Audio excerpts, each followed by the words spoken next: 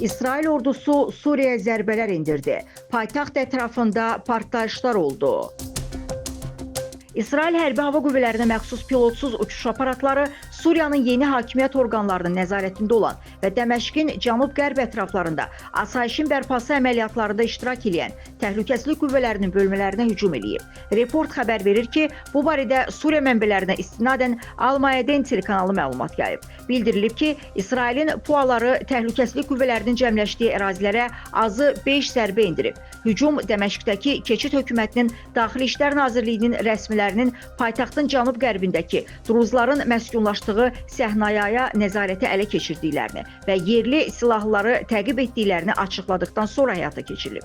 Dəməşqdəki tibbi mənbələr gündüz saatlarında Səhnayada baş vermiş qarşıdurmalarda öldürülən təhlükəsizlik qüvvələrinin sayının 11-dən 16-ya yüksəldiyini bildirib.